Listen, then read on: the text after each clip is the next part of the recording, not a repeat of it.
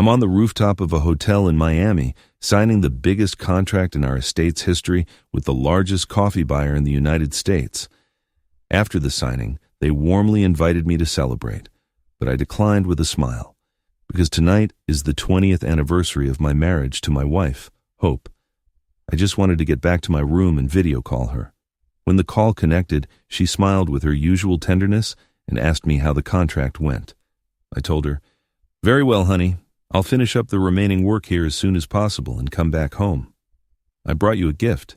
She said she had a surprise for me too, so she held up the phone and walked to the balcony, the camera panning across our bedroom. In that instant, I saw it. On my nightstand, there was a red condom with an extremely flashy wrapper. It wasn't the brand I use. In our 20 years of marriage, it had never been. My blood seemed to freeze instantly, but the smile on my face didn't change. I watched the orchids she carefully tended on the screen, listening to her say, "Look how well they're blooming," and I even praised her gardening skills. I didn't fight with her, didn't make a scene. I just went down to the hotel bar, ordered the strongest bourbon, and pulled out my phone. The real show was just beginning. "Ethan Hayes, you're a fool," I said quietly to the man in the mirror who was smiling, but whose eyes had turned ice cold. 20 years of marriage completely shattered by a small red square.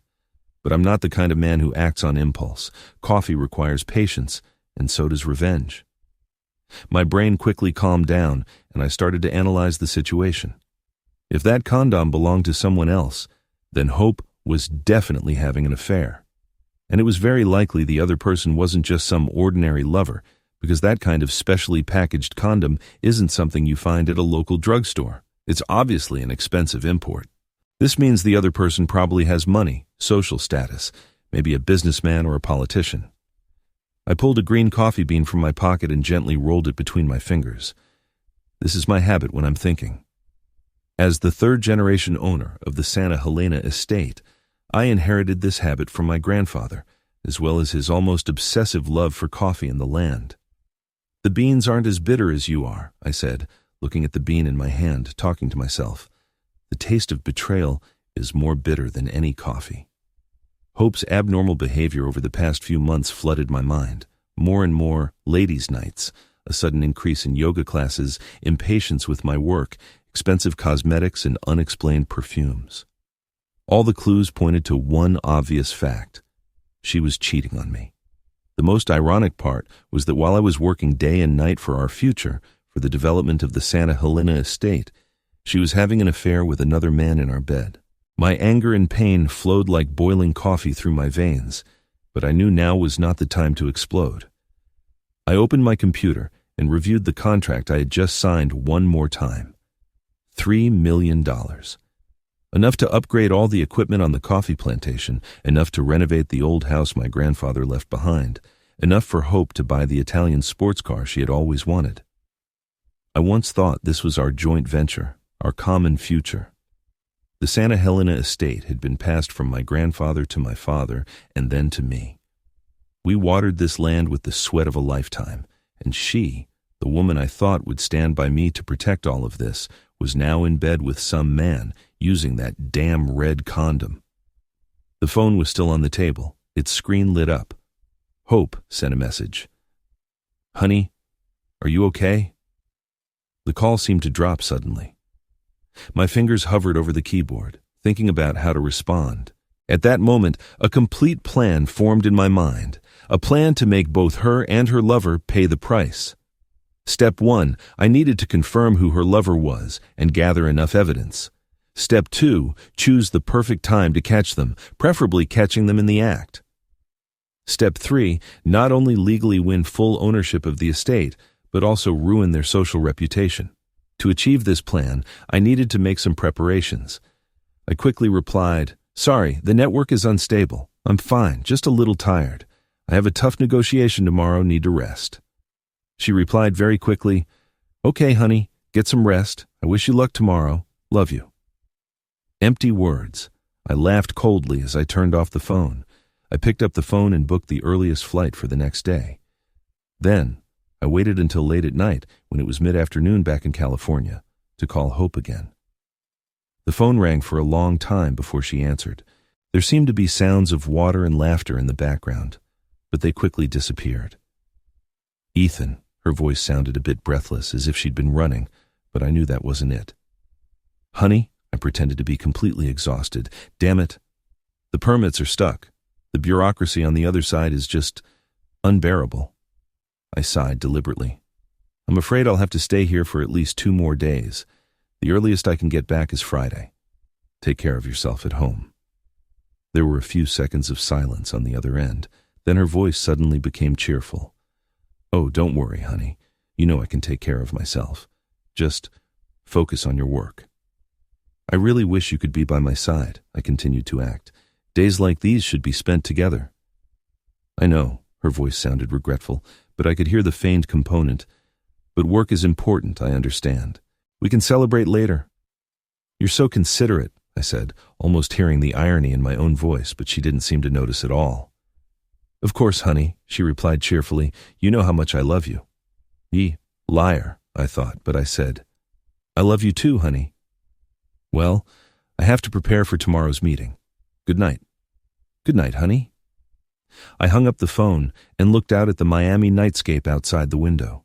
The lights flickered like stars falling to earth, beautiful but cold. At this moment, I decided to play this game to the end. I would give Hope a surprise she would never forget. I took out my phone and dialed the number of my father-in-law, Arthur. After a few rings, a familiar voice echoed. Arthur Miller is a respected local businessman in Sacramento, also my wife's father. He and Susan, my mother-in-law, have always treated me like their own son. Arthur is a traditional American who values family, honor, and integrity. This is exactly the kind of ally I need. "Ethan, son," his voice was always so resonant, full of vitality. "How did the contract signing go?" "Very well, Dad," I replied. $3 million, 5-year term." "Excellent. This is the biggest contract in Santa Helena's history. We have to celebrate." "About that, Dad," I lowered my voice, feigning excitement. "I lied to Hope and told her I'm coming back on Friday, but I secretly booked a flight for tomorrow. I want to give her a real 20th anniversary surprise." "Ha ha, Ethan, you romantic," Arthur laughed heartily. "Do you want us to help?" "Exactly. We can pretend to be flower delivery guys to give her a scare. Can you come help?" "Of course." "I can already imagine Hope's expression when she sees you." "Susan, come listen to what Ethan is going to do." I heard Arthur on the other end of the phone explaining my romantic plan to Susan. Susan exclaimed in surprise, then took the phone. "Ethan, this is so sweet. Hope is going to love it." "She's going to be speechless," I said, "so it's settled. Tomorrow at 4 in the afternoon, after I get to the airport, I'll go straight to your house. Then we'll go give Hope a surprise together." "Perfect," said Susan. "We'll prepare everything." I hung up the phone, the smile on my face slowly fading. Arthur and Susan are good people. They shouldn't suffer this kind of harm. But sometimes the truth is like an unripe coffee bean. It always tastes bitter. I began to meticulously plan the next day's actions. I needed to make sure everything was perfect without any mistakes. If my guess was correct, then Hope would most likely take advantage of these few days when I'm not home to invite her lover to our house. This is exactly the evidence I want. I pulled out my suitcase and started packing. Tomorrow would be a long day, but I couldn't wait to see the expressions on Hope and her lover's faces. That night, I barely slept. My head was filled with various images: Hope and a man in our bed, that red condom, her lies, her betrayal. My anger and pain cooled like boiled coffee, drop by drop, finally turning into a cold and clear determination. At 4 in the morning, I got up to shower and put on a navy blue suit, the one Hope liked me to wear the most. This was a small detail, but I hoped that when she saw me, she might understand what she had lost. At 7 in the morning, I was already at the airport waiting for the flight to Sacramento. As the plane took off, I watched the Miami skyline gradually disappear under the clouds, thinking that when I returned to this city, everything would be different. The flight time was about 5.5 hours. I closed my eyes, pretending to sleep, but in reality, my brain didn't stop working for a moment. I planned every next step, every detail, every possible unforeseen situation. I needed to make sure everything was perfect. Hope, you don't know what trouble you've gotten yourself into. I thought, with a slight smile at the corners of my lips. This wasn't just about betrayal, but about dignity, about family legacy, about my estate, the inheritance left by my ancestors. The plane landed at Sacramento International Airport. I felt a strange calm, as if my soul had left my body, watching everything that was about to happen. Going through customs, picking up my luggage, I walked straight to the taxi stand. Mr. Miller's house, Northgate, 145 Montgomery Avenue, I told the driver. The taxi drove through the congested streets of Sacramento, the scenery outside the window reminding me why I always preferred the tranquility of the countryside. Sacramento is a beautiful city, but it's too noisy, too busy, too full of desires and ambitions. Like Hope, she always complained that the estate was too far, too quiet, too boring. Maybe this was one of the reasons for her betrayal, because I couldn't give her the city life she wanted. What's the use of thinking so much? I said to myself. What's happened has happened. Now all that's left is to accept reality and then make decisions. When the taxi entered the Northgate area, I noticed the houses on both sides of the street becoming more and more luxurious. This is one of the wealthiest areas in Sacramento. Arthur's Villa is located in the heart of this community, a white 3-story building with beautiful gardens and a private pool. I got out of the taxi in front of my in-laws' villa, took a deep breath, and then rang the doorbell. A few seconds later, the door opened, and Susan stood there with a radiant smile on her face. "Ethan," she gave me a warm hug. "You're just in time. We just got the flowers from the florist." She led me inside the house. In the living room was a huge bouquet of white lilies, Hope's favorite flowers. Arthur came out of the study with a smile on his face as well. "Ethan," he gave me a bear hug. "Congratulations on your big contract. This deserves a celebration." "Thanks, Dad," I replied, "but today the focus is on giving Hope a surprise." Of course, he patted my shoulder. "I made 10 calls to find these lilies. The florist said it was the last batch." "Thank you so much, Dad," I said sincerely. No matter what happened next, I cherished these two people who loved me like a son. We sat in the living room. Susan poured me a cup of coffee, not from our estate, but not bad either. They enthusiastically discussed this surprise plan, completely unaware of the shock that awaited them. "I can't wait to see Hope's expression," said Susan. "Lately she always says you're too busy, that you don't spend enough time with her. This time she'll definitely be surprised." "Yes, I've been too busy lately," I said with a hint of bitterness in my voice. "But today I want to give her a surprise she'll never forget." Arthur patted my back. "You're a good husband, Ethan. Hope is lucky to have married you." A good husband who's being cheated on, I thought, but I just smiled without responding. If he knew the truth, I don't know what he would say. At 3 p.m, we started to get ready. I took out the gift I brought back from Miami, a diamond necklace I had originally intended to give Hope as an anniversary gift. Now it would become one of the props in this charade. "My goodness, this is beautiful," exclaimed Susan. "Hope is going to love this." "I hope so," I said, putting the necklace back in its box. At 4 o'clock, we got into Arthur's car and headed to my house with Hope. It's a 2-story house located in an upscale community north of Sacramento, with white walls and a red roof in the typical craftsman style. When we bought this house, Hope was so excited, she said this was her dream home. Now, thinking back, maybe her dreams had changed a long time ago. We stopped in front of the house. My heart started to beat violently. This moment, I had been waiting for it all day, but it felt like I had been waiting a lifetime. "The plan is this," I said in a strangely calm voice. "Dad, you ring the doorbell. Mom and I will hide behind the flowers, and when the door opens, we'll jump out." "Like when we surprised your mother for her birthday," Arthur winked, a mischievous light shining in his eyes. We walked to the door. The bouquet was big enough to completely hide Susan and me. Arthur stood to the side with an expectant smile on his face and rang the doorbell. My heart was beating so fast, it felt like it was going to jump out of my chest. This moment would forever change the lives of all of us. The door opened. "Dad?" Hope's voice was full of surprise. "What are you guys—" "Surprise!" Susan and I jumped out from behind the bouquet at the same time, but the real surprise was for us. Hope stood there, wearing, or rather, hardly wearing anything, my white shirt, the hem of the shirt barely covering her thighs. Her neck was covered in fresh red hickeys, some even with teeth marks. Her hair was a complete mess, as if she had just gone through some intense activity. Her expression changed from confusion to horror so fast it was almost comical, if this weren't such a tragic scene. Ethan, her voice was almost a sob, her face instantly turned pale. Aren't you in Miami? At that moment, a man's voice echoed from inside the house. Honey, do you want olives in your martini?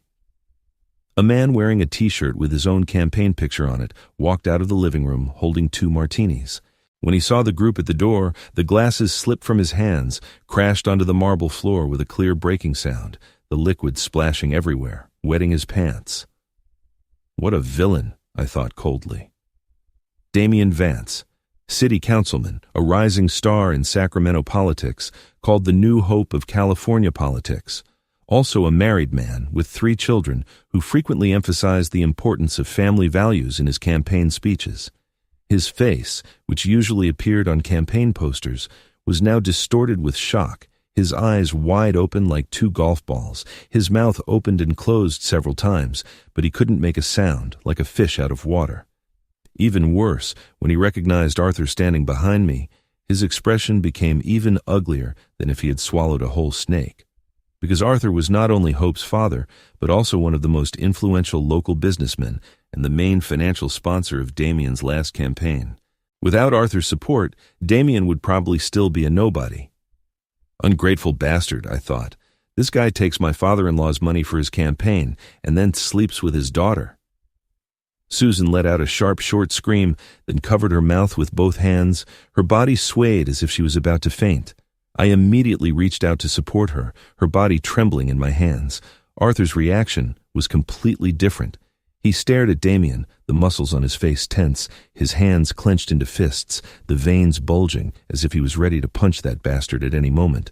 The entire foyer fell into a suffocating silence. Councilman Vance, Arthur finally spoke, using a frighteningly calm tone. Is my daughter's bed your new electoral district? This sentence cut through the thick air in the room like a sharp sword.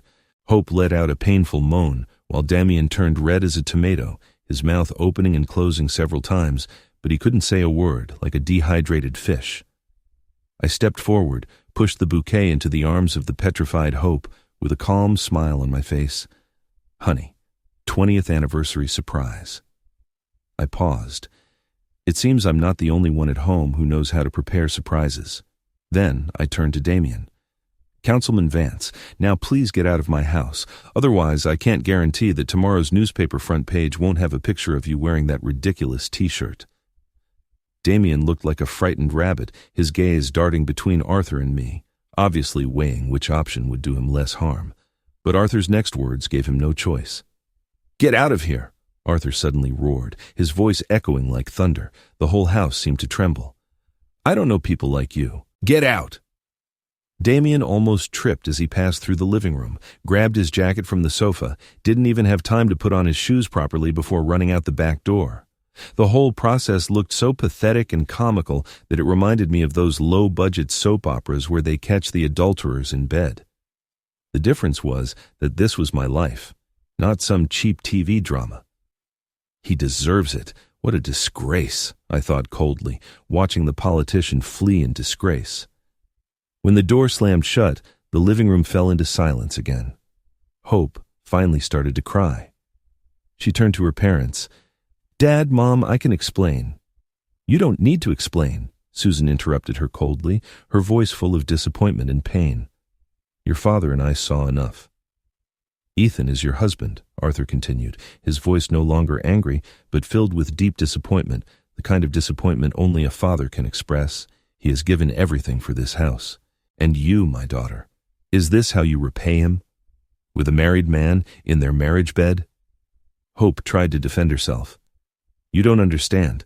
Things are not what you see. Enough, I interrupted her calmly. Arthur, Susan, thank you for coming to this surprise party. I think Hope and I need to talk alone. Susan nodded with tears in her eyes, walked over and gave me a hug. Ethan, I'm so sorry. You've always been our good son-in-law. No matter what happens, You will always be part of our family." Arthur's expression was more serious. "Ethan, as a man, I completely understand how you feel now. But remember, no matter what decision you make, we support you. For the family's honor, this matter must be handled properly." This sentence contained too much meaning.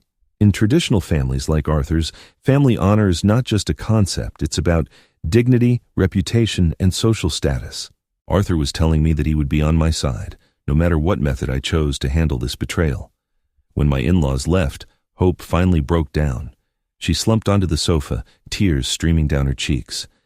"Ethan, I don't know what to say. This was just an accident. We can fix things." "Accident?" I laughed coldly.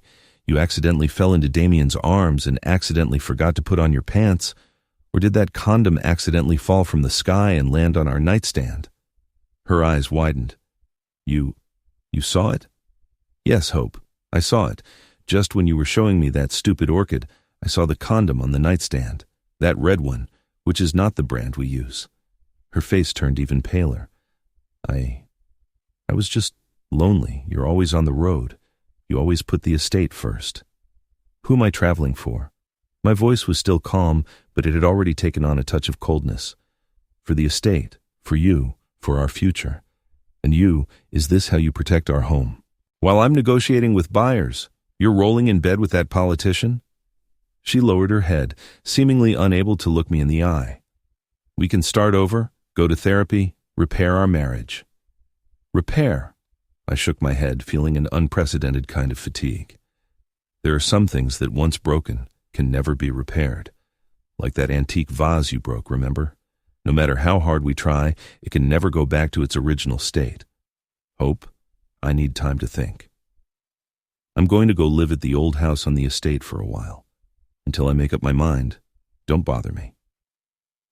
After saying that, I turned and went upstairs, simply packed some clothes and necessities, and then left this house that was once filled with love and trust. I could hear Hope crying downstairs, but that sound could no longer touch my heart. You have to commit to the role, I thought. I had no intention of actually going to hide in the old house on the estate, but to set an even bigger trap. I drove out of the city towards the Santa Helena estate located in the mountains of Northern California. The 2-hour drive gave me enough time to think about the next plan. When I arrived at the estate, night had already fallen. The old house stood there quietly, like a silent witness, watching the rise and fall of my family. In the old house, I checked my related assets and things that Hope might try to control. I discovered a disturbing fact. Hope had been frequently asking about the legal documents and deeds of the estate recently.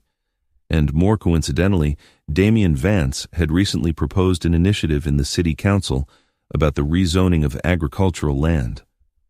This proposal just so happened to affect the area where the Santa Helena estate was located.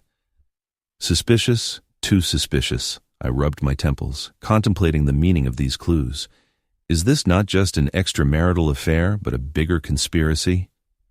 I needed more information. I decided not to stay long at the old house, but directly drove back to downtown Sacramento. I directly contacted my old friend, private investigator Jack Riley. Jack's office was located in an old, inconspicuous building in downtown Sacramento, the air filled with the smell of stale tobacco and old coffee. He was a short, stout, middle-aged man who always wore a wrinkled trench coat, like someone who had walked out of some black-and-white detective movie. We were college classmates, then he became a private investigator, while I took over the family business. Although our life paths were different, we always kept in touch. "Ethan, you look like you've been run over by a coffee harvester," said Jack as he poured me a cup of coffee that I didn't know how long had been in the pot. "What happened?" "I've been seriously cheated on," I replied simply, and then told him everything that had happened in detail. Jack whistled. "Hope? And Damien Vance? This was really unexpected." "Unexpected? You know something?" I keenly noticed the implication in his words. Jack shifted uncomfortably. This is just street rumor, Ethan. Damien has a certain reputation. It is said that he especially likes married women, some kind of conquest desire." "Seriously?" I laughed coldly. "It seems my wife became his new prey. And besides, Jack hesitated for a moment. "This might not be just an ordinary affair. I recently took on a case involving some of Damien's suspicious land transactions. He seems to be particularly interested in agricultural land, especially those that might have minerals." "Minerals?" I frowned. "My estate has nothing special geologically." "Who knows, right?" said Jack meaningfully. "But if someone spreads rumors that there are minerals there and then uses authority to turn agricultural land into industrial and then buys the land under the name of mining, then they could make huge profits." "This sounds like a too complex conspiracy," I said. "But if it's true, then the relationship between Hope and Damien is not just infidelity." "So what do you need me to do? Divorce evidence?" asked Jack, already taking out his notebook. I shook my head. "Not just that, Jack. I need to know if there's a bigger conspiracy behind this affair. I think they might be planning to take over the estate after I fall." I spread my hands. "But I need to know the truth." I took out my checkbook. "Price is not a problem." Jack shook his head, pushing the checkbook away. "Old friend, this time I'm not charging you. But I need something in return." "What is it?" "Next month's coffee beans, direct shipment from the estate. Preferably the sun-dried processed ones. My wife loves your coffee." I smiled, feeling that this was the first genuine smile in hours. "Deal.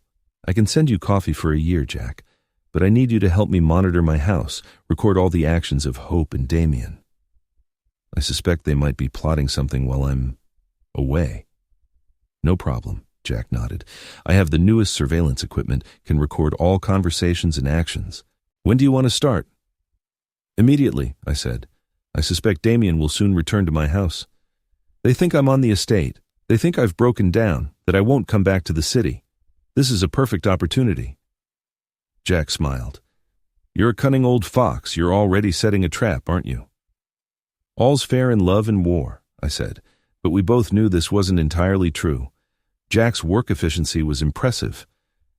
That same night, he set up a surveillance point in an apartment across from my house, using long-range cameras and directional microphones to monitor my house 24/7. He also arranged a small team near my house to ensure that every move Hope made was recorded. At the same time, I decided to proceed with the second step of the plan. I needed to set a bait to make Hope and Damien reveal their true intentions. If they really had other plans for my estate, then I needed to lure them into the trap. The next day, taking advantage of Hope going out shopping, I quietly infiltrated our house. Using the backup key, I quietly entered the study and opened the safe. I took out a complete set of estate deed documents, as well as my grandfather's handwritten journal. This journal was one of my most prized possessions, recording how my grandfather built the Santa Helena estate from a barren land at the beginning of the last century. I turned to one of the pages and, accidentally, spilled a few drops of ink on it, exactly covering a segment of text, but leaving a key sentence. "The secrets of this land go far beyond coffee, hidden behind the waterfall." This sentence originally described how my grandfather discovered a small cave behind the waterfall, where he occasionally went to drink, hiding from my formidable grandmother. But now it would become a perfect bait. I put the journal and the deeds back in the safe, but deliberately left the spare key in the pocket of an old jacket I used to wear. This jacket was hanging in the bedroom's walk-in closet. It was a gift Hope had given me in the early days of our marriage. "Lure the snake out of its hole," I said softly, gently closing the safe. Then I contacted the town's geological surveyor, Old Man Steve. Steve was a guy who drank like a fish, but he was a true expert in geological exploration. I asked him to meet me at the old house on the estate. Old Man Steve arrived around noon, his small pickup truck stopping at the entrance of the estate, the sound of the engine seeming like it could stop at any moment. Steve himself didn't look much better. His sun and alcohol-weathered face was full of vicissitudes, but his eyes were still bright, full of wisdom and cunning. "Ethan, my boy," he shouted with that intimacy that only old-timers can have. "Long time no see." "A year? 2 years?" "Probably 3 years, Steve," I smiled. "Since the last time you came to survey that new farmland, I haven't seen you." "Ah, yes, Steve nodded. "That was good land with enough water, fertile soil. How's your coffee?" "Very good. This year's harvest should be the best ever." I led him inside the old house. "Want some whiskey?" Steve's eyes immediately lit up. You know I never refuse good liquor. I poured him a glass of my reserve whiskey. Steve drank it in one gulp and licked his lips. Good stuff. What job do you need me to do? Did you find something on the estate? Gold? Diamonds? It's not that I found something, I poured him the second glass, but that you found something. Steve looked at me confused. I continued, the next time you're drinking at Ben's Tavern, I hope you'll accidentally reveal that you were recently hired by a mysterious boss to do exploration near the Santa Helena estate and discovered some incredible things. What incredible things? Asked Steve, his eyes shining from the alcohol and curiosity. That depends on your creativity, I smiled. But remember, it must be mysterious. It must be vague. Make people have imagination and greed. I understand. Steve smiled slyly, the wrinkles on his face showing the cunning of his youth. This will make me the center of attention at the tavern. I can hint that there are gold mines or emerald mines. Doesn't California have a history of gold rushes? Completely your decision, Steve. You're the expert. People will believe you, I said, especially those who are greedy. But what's the price for this service? Steve suddenly became shrewd, showing a negotiating expression. I took out a wad of cash. $5,000 plus a year's free supply of coffee. The best kind, direct shipment from the estate. Steve's eyes widened. Deal. But Ethan, why are you doing this? Do you want to raise the price of the land? No, Steve. My voice became heavy. I'm just setting a trap for some greedy people. The mantis stalks the cicada, unaware of the oriole behind. Steve nodded and smiled. Understood. He didn't ask any more questions. This is one of the reasons I like Steve. He knows when to ask questions and when to shut up. The wisdom of the older generation is always admirable. In the following days, I lived in the old house on the estate, acting like a betrayed and heartbroken husband. I even deliberately let the farm workers see me looking depressed, making sure the news reached the ears of Hope and Damien. And in reality, I received reports and photos from Jack every day. A week later, Jack brought the first batch of detailed surveillance reports and photos. As I had anticipated, Damien almost returned to our house the second day after I left. The photos showed him and Hope intensely discussing something in the living room, their expressions serious, not looking like they were talking about love. What did they say? I asked, looking through those photos. Jack shook his head. The distance was too great. Couldn't read their lips, but based on their body language, they didn't look like sweet words between lovers, more like business partners discussing cooperation. Did they go into the study? Yes, yesterday afternoon. Jack took out another photo. Hope stood in front of the safe for a long time. From this angle, I can't confirm if she opened the safe, but she looked very focused. Very good, I nodded. The fish has already started to bite the hook. At the same time, Steve's drunken boasts began to spread throughout the town. Rumors about possible minerals under the Santa Helena estate spread like wildfire. I heard at least 3 different versions of the story at the local coffee shop, from gold mines to gems. Some people even said there was colonial treasure buried there. That old man Steve has always been mysterious, the owner of the coffee shop told me, completely unaware that I was the source of the rumors. He says a rich man had him explore near the Santa Helena estate and discovered incredible things. Oh? What incredible things? I feigned curiosity. Who knows? He was very drunk, just said it was something much more valuable than coffee beans. The owner laughed. Do you know the owner of the estate, Ethan? I heard the other day he caught his wife having an affair with someone else. Now he's hiding on the estate without coming out. Really? That's a shame. I feigned sympathy, but I thought, news spreads fast, but this is exactly what I want. The funniest thing is the lover, the owner lowered his voice. It's said to be Councilman Vance, that guy who's always on TV promoting family values. It's really laughable. Times change, everyone is like that, I thought, but on the surface I just shrugged. Politicians, they're all the same. A few days later, Jack brought more reports. They've started to move. Hope went to the land registry yesterday. Today, Damien met with some people who looked like lawyers. Is there more? The most interesting thing is, Jack showed a meaningful smile. They found the things in the safe. Our listening device recorded their conversation.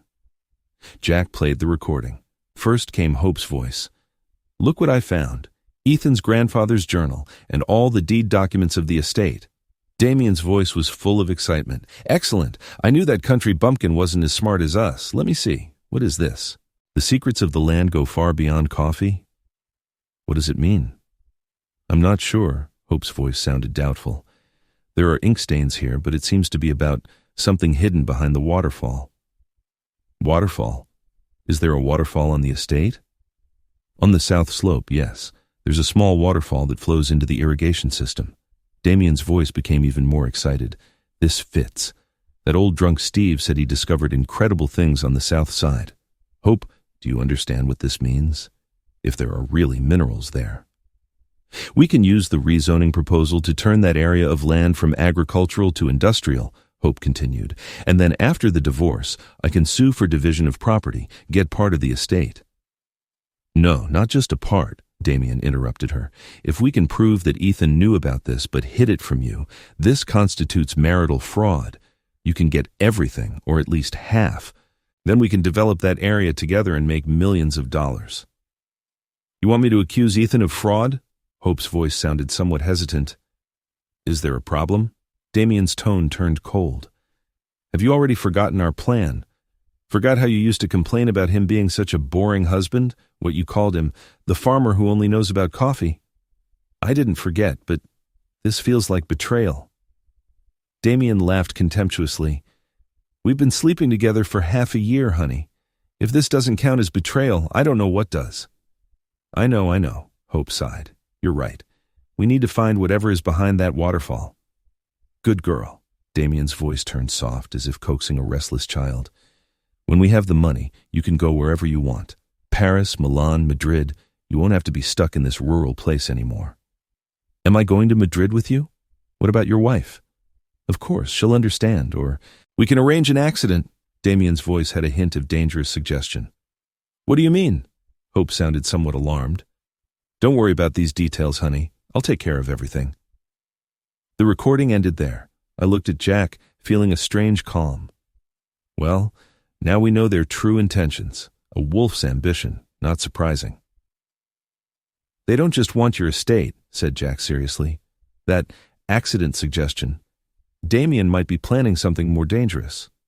Do you think he would hurt his wife? Jack shrugged. Or you, who knows? But we need more evidence. What am I going to do? I said to Jack. It's time for our Trojan horse to enter the scene. Lure the snake out of its hole. Use the strategist's strategy against him, Jack replied with a smile. I knew Damien had a particular collection hobby. He liked to collect various campaign memorabilia with his own picture on them, from mugs to t-shirts, even pens and mouse pads. Also, I once heard at a fundraising dinner that he mentioned he particularly liked vintage motorcycles and dreamed of owning one someday. And I just so happened to have a 1970s Triumph motorcycle left by my grandfather. This bike had a special meaning for me, but now it would become a key piece of my plan. I contacted an intermediary I knew in Sacramento, a dealer specializing in helping the rich buy and sell antiques, named Sebastian Cole. Sebastian, long time no see. I met this well-dressed middle-aged man in a high-end coffee shop. I need you to help me sell something. Sebastian looked at me curiously, took a sip of coffee. What is it? With your financial power, you rarely need to sell things, right? My grandfather's Triumph motorcycle, 1972, perfect condition, almost one of the few left in the whole country. Sebastian's eyes lit up.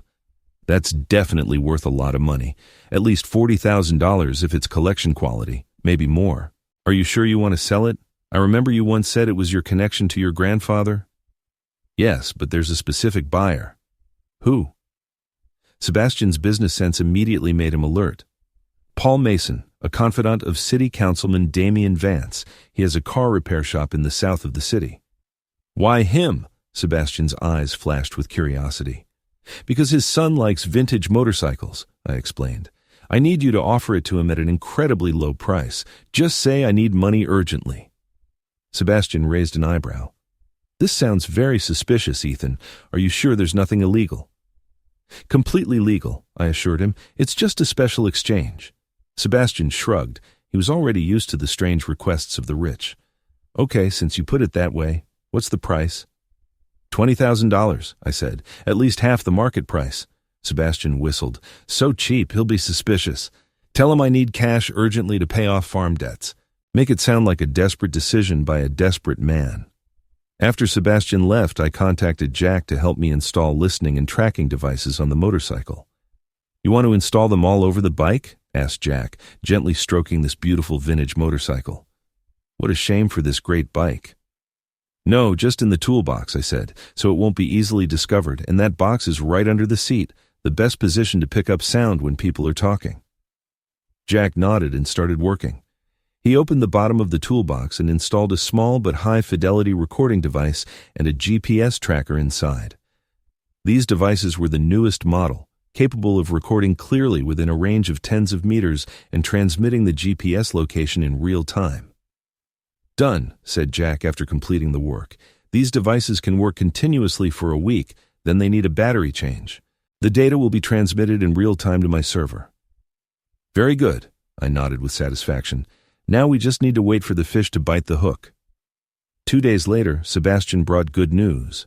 Paul Mason had eagerly bought the motorcycle. He hadn't even bargained, paid the full price. His son was ecstatic with this unexpected surprise, immediately posted on social media showing off his new collection, even took several selfies, and even tagged Damien, thanking him for the introduction. Fish in a barrel, they took the bait, I told Jack.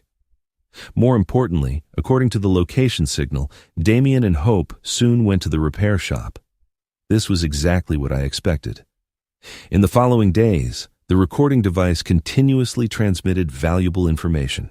Damien and Hope in the back room of the repair shop, discussing their plan in detail, how to forge documents to prove that I knew about the minerals under the estate for a long time, how to quickly sell that area after the land rezoning.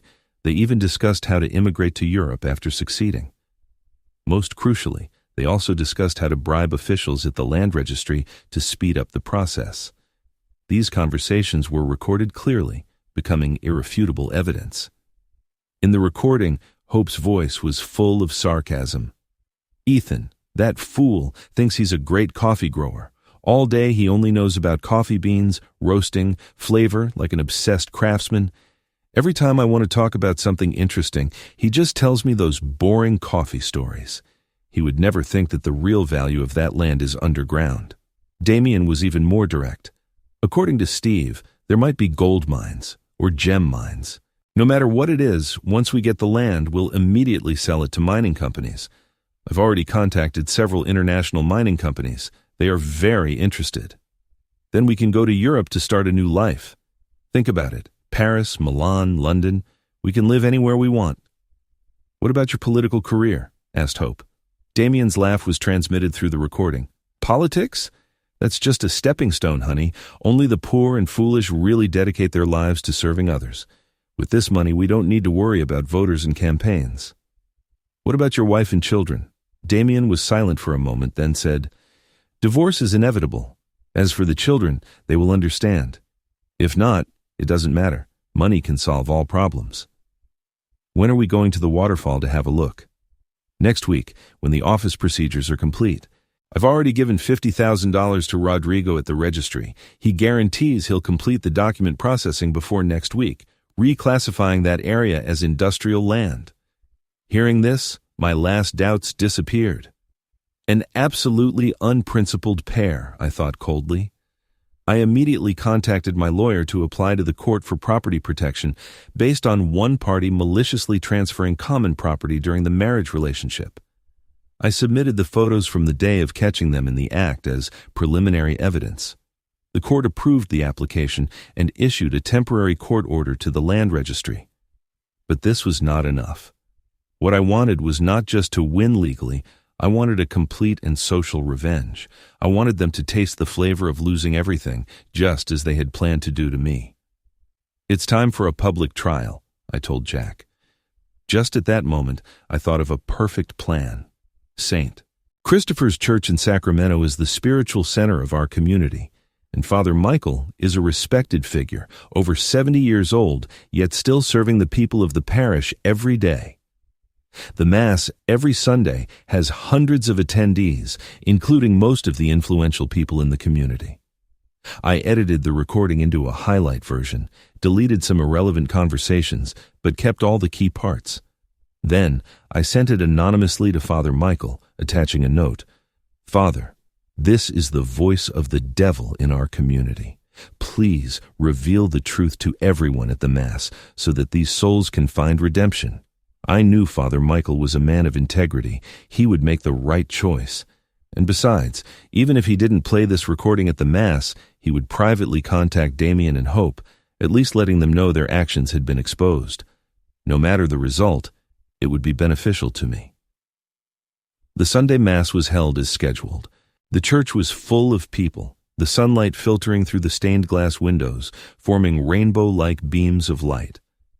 I sat in a corner of the back row, wearing sunglasses and a hat, not wanting to be recognized by anyone. Damien and his wife sat in the front row. As prominent figures in the community, they always appeared at important social occasions. Arthur and Susan also came, sitting on the other side.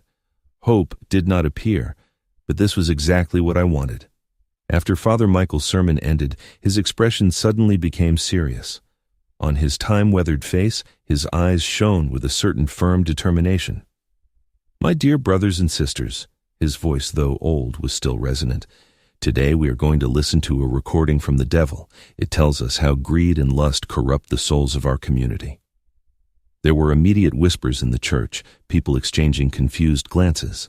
I saw Damien frown, seeming somewhat uneasy, but he quickly regained his composure, probably thinking this was just ordinary sermon content. I received this recording, Father Michael continued. After listening to it carefully, I decided to share it with everyone.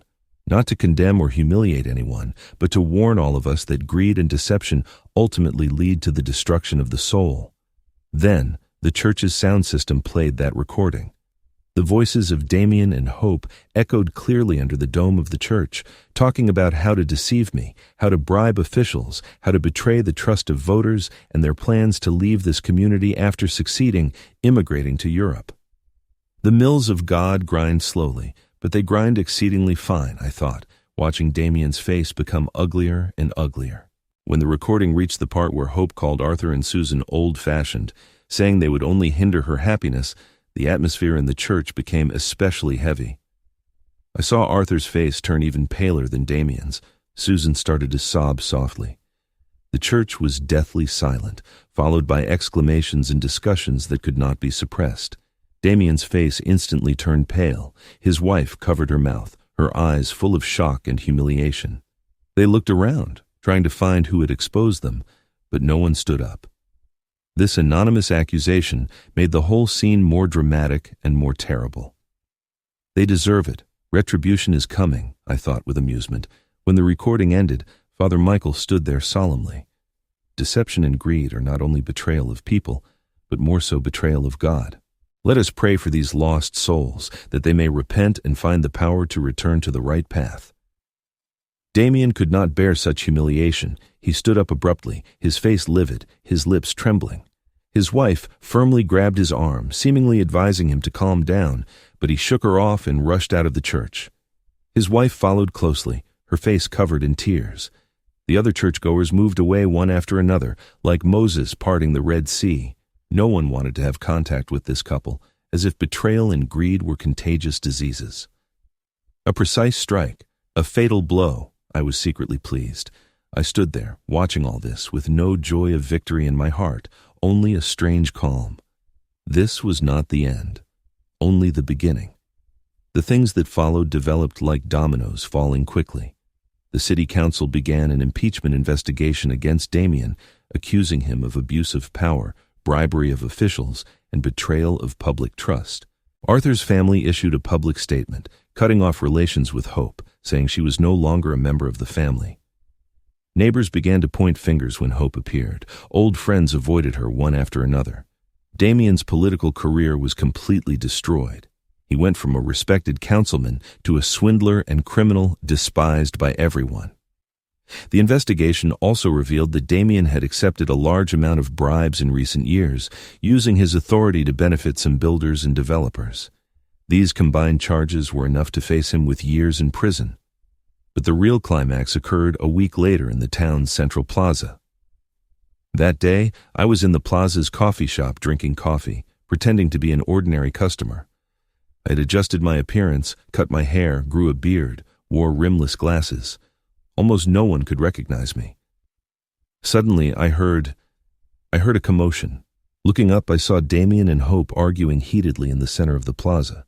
Damien looked much more haggard. His once bright image had completely disappeared. His suit was no longer neat. He hadn't shaved. He looked as if he hadn't slept well in days. Hope didn't look any better. Her once proud sense of fashion was gone. Now she wore an ordinary t-shirt and jeans. Her hair was casually tied in a ponytail, without makeup. "This is all your fault," Damien roared, his voice full of anger and despair. "If it weren't for your damn husband discovering us, we would already be mining that land." "My fault?" Hope screamed, her voice so sharp it almost hurt my ears. "You were too greedy. I just wanted a simple affair. It was you who wanted to covet the estate's land. It was you who told me that Ethan might never find out." "Shut up," Damien roared in a low voice, his eyes bloodshot with anger. "You think I don't know what plans you had? From the beginning, you wanted to get rid of that boring husband. You wanted more money, more freedom. You're as greedy as I am, Hope. You just don't dare to admit it." Their fight attracted more and more onlookers. The cameras of cell phones flickered constantly. This scene was being shared in real time on social media. Damien seemed to realize this. He tried to lower his voice, but it was too late. "I'm sick of you and your lies," Hope continued to shout, tears streaming down her cheeks. "You said you loved me, but you only loved that land and that damn mine. Now I've lost everything, my family, my status, my dignity, all because of you." Damien suddenly grabbed Hope's arm so forcefully that I could see her skin turn white. "Shut up, you bitch. It was you who seduced me. It was you who told me about the estate." At that moment, 2 police officers approached. They were part of a patrol just passing by. "Mr. Vance, someone reported that you were conducting harassing behavior in a public place. Please come with us," said a tall police officer. Damien turned to the police, an expression of disbelief on his face. "Do you know who I am? I'm Damien Vance, city councilman." "Former councilman," the police officer corrected coldly. "Now please cooperate with us." Damien tried to resist the police's control, but when he pushed one of the officers, things escalated quickly. The police immediately held him by the arms, pushed him to the ground, and put him in handcuffs. "You can't do this to me," Damien roared. "I have rights. I have connections." "Your only right now is to remain silent," the police officer replied coldly. "When the birds are gone, the good bows are put away. When the cunning hares are dead, the hunting dogs are cooked," I thought, watching the once powerful politician now being arrested like a common criminal. Hope stood on the side, watching all this dumbfounded, tears still flowing. When Damien was put into the police car, she suddenly took a step forward and shouted at the car, "You ruined my life! I hate you." This public farce became the perfect end to my revenge, an ending full of dark humor. Watching Damien being taken away in the police car, I felt a strange calm. It wasn't ecstasy nor sadness, but a satisfaction that things finally returned to their proper course. "Immensely satisfying," I said quietly. Then I stood up and left the coffee shop. No one noticed me. I drove directly to the estate, wanting to confirm one thing. A few days later, I decided to go see that supposed secret of the waterfall. On the south slope of the estate, there was indeed a small waterfall flowing into our irrigation system. This was a beautiful place, the sound of running water, the surrounding vegetation lush. I carefully explored behind the waterfall and discovered a small cave. This cave was not big, only enough for one person to crouch to enter, but the space inside was enough for one person to stand up. In the cave, I found a rusted iron box. It was neatly placed on a flat rock, covered in dust, obviously a long time since anyone had touched it. I carefully took the box and opened it. Inside there were no treasures or mineral clues, but a stack of yellowed love letters, written by my grandfather to my grandmother. The paper had already turned yellow, the ink had also faded, but the handwriting was still clearly legible. "My dearest Susan," the letter said, "today's coffee blossoms bloomed especially beautifully like your smile. Every time I close my eyes, I can see you standing in the sun, beautiful enough to break my heart. I continued to read these letters. I discovered they recorded the love story of my grandfather and grandmother, from the first meeting to marriage and having children to white hair. These letters were filled with love, passion, and gratitude for life. There was also a bottle of good aged liquor with a note stuck on the bottle. To the destined person who finds this place, share it with your most loved one. I smiled, sitting at the entrance of the cave, looking at the scenery of the estate. The sunlight shone on the coffee trees, making their leaves sparkle. In the distance, the workers were harvesting ripe coffee cherries. The real value of this land was not underground, but on it, in these coffee trees, in the hands of the people who cared for them, in the tradition left by my grandfather and his love for family. Several months later, everything was settled. Damien was sentenced to 5 years in prison for bribery of officials and fraud. Hope left empty-handed. It said she left California and went to Spain. The court ruled that the estate belonged to me completely and compensated me for reputational damages. Arthur and Susan came to the estate to apologize for Hope's actions, but I told them they had nothing to apologize for. It's not their fault, I said. People ultimately have to be responsible for their own choices. That early morning, I walked to the coffee field and personally harvested some of the fullest red cherries. Then, I returned to the old house using the traditional hand grinder and siphon coffee maker. I made myself a cup of coffee. The sunlight filtered through the window, illuminating the rising steam, forming a beautiful halo. I raised the cup, looking at the estate outside the window, and said softly, "To Santa Helena." In this process, I lost a marriage, but I regained my dignity and inner peace.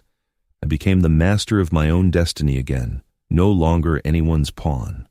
Coffee, like life, is sometimes bitter, sometimes fragrant. But the important thing is that you learn to savor it, to appreciate each of its flavors, whether bitter or sweet. Thank you for listening to this story about coffee, betrayal, and dignity. Life is like a cup of coffee, sometimes bitter, sometimes fragrant. The key is how you savor it. In your life, is there also that cup of coffee that made you find inner peace after experiencing storms? It could be a cup of tea, a game of chess, or just a conversation with an old friend. Please share your story in the comments. No matter where you are, I wish you to have your own fragrance and tranquility.